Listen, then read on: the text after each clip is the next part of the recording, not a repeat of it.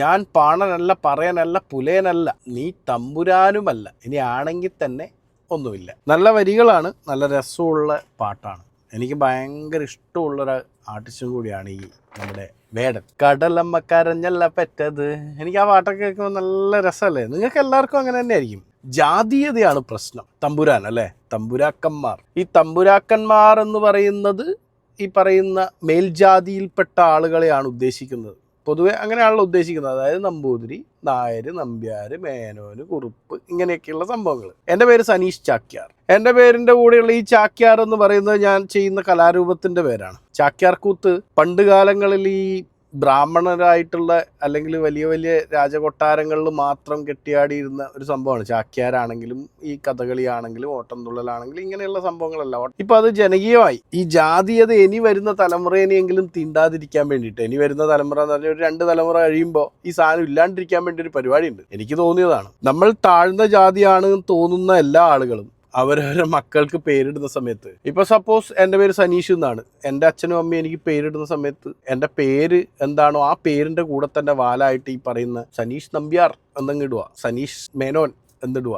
സനീഷ് നായർ എന്ന് പറഞ്ഞിടുക. അപ്പൊ ഈ പറയുന്ന ജാതീയത അവിടെ തീരുമല്ലോ. പിന്നെ ഉണ്ടല്ലോ ഒരു പ്രശ്നം, നിറം. എൻ്റെ അമ്മ കുറച്ച് കറുത്തിട്ടാ, എൻ്റെ അമ്മമ്മയും കുറച്ച് കറുത്തിട്ടാ, ഞാനും അത്ര വെളുത്തിട്ടൊന്നുമല്ല. അതുകൊണ്ട് തന്നെ നിറം എന്ന് പറയുന്ന സാധനത്തിൽ വലിയ കാര്യമൊന്നുമില്ല. നമ്മളിനി അങ്ങനെ അല്ലെന്ന് പറഞ്ഞാലും എല്ലാവർക്കും വെളുത്തിട്ടിരിക്കാനാണ് ഇഷ്ടം. വെളുത്തിട്ട് പാറാനാണല്ലോ ഇവിടെ, അങ്ങനെയൊക്കെയുള്ള പരിപാടി ഉണ്ടല്ലോ. അപ്പം ഞാൻ പറയുന്നത്, ഈ ജാതീയത എന്ന് പറയുന്ന സാധനം ഇനി ഒരു കുറച്ച് കാലം കഴിയുമ്പോൾ ഇത് ഇല്ലാണ്ടിരിക്കാൻ വേണ്ടിയിട്ട് ഇങ്ങനെ ചെയ്താൽ മതി. പിന്നെ ഇത് വലിയതായിട്ടൊന്നുമില്ല. ഈ വേടൻ എന്ന് പറയുന്ന പുള്ളിക്കാരനും ഇത് മാർക്കറ്റ് ചെയ്യുന്നുണ്ട്. ഈ വേടൻ എന്ന് പറയുന്ന ആൾ ചെയ്യുന്ന പരിപാടി കാണാൻ വേണ്ടിയിട്ട് ഈ പറയുന്ന താഴ്ന്ന ജാതിയിലുള്ള ആൾക്കാർ മാത്രമല്ലല്ലോ പോകുന്നത്, എല്ലാവരും പോകുന്നുണ്ട്. ഒരു ചെറിയ ശതമാനം ആളുകൾക്ക് മാത്രമേ ഇപ്പോഴും ജാതീയത മനസ്സിലുള്ളൂ. ഇപ്പൊ ജാതീയതയും മതമൊന്നും എല്ലായിടത്തൊന്നും ഇല്ല. ഉണ്ടാവാം, ഉള്ളവന്മാർ അങ്ങനെ നടന്നോട്ടെ, ഇല്ലാത്ത ആളുകളുണ്ടല്ലോ.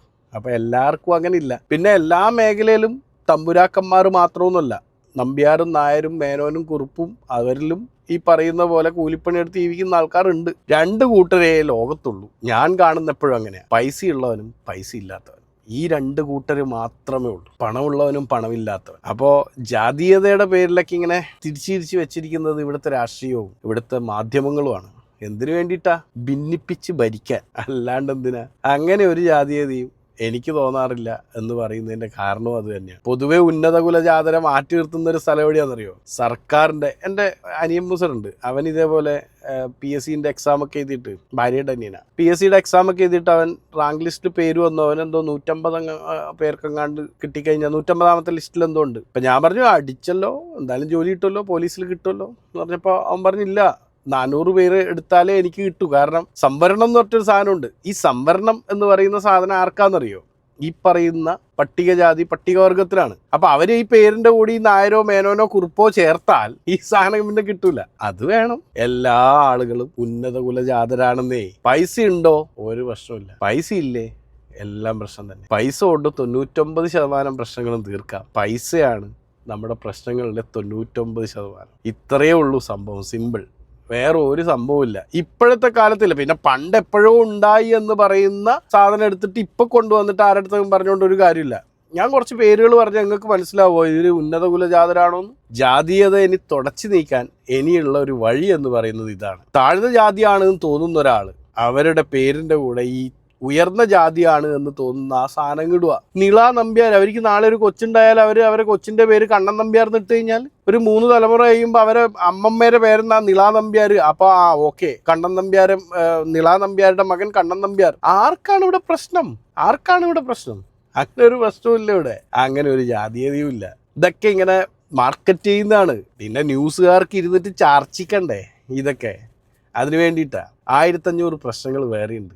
അതൊക്കെ നോക്ക്. വെറുതെ അയാളിങ്ങനെ പറഞ്ഞു, ഇയാളിങ്ങനെ പറഞ്ഞു, മറ്റയാളിങ്ങനെ പറഞ്ഞു. ജാതീയതയാണ് ജാതീയത. ഒരു ജാതീയതയില്ല. പാവപ്പെട്ടവനും പണക്കാരനും മാത്രമേ ഉള്ളൂ. ആ വേർതിരിവ് മാത്രമേ ഉള്ളൂ. പൈസ ഉണ്ടോ? എല്ലാവരും ബഹുമാനിക്കും, എല്ലാവരും കൂടി ഉണ്ടാവും. പൈസ ഇല്ലേ? ഒരുത്തരും കാണത്തില്ല. മനസ്സിലായ? എവിടെ? ഇതൊക്കെ ആരോട് പറയാനാ?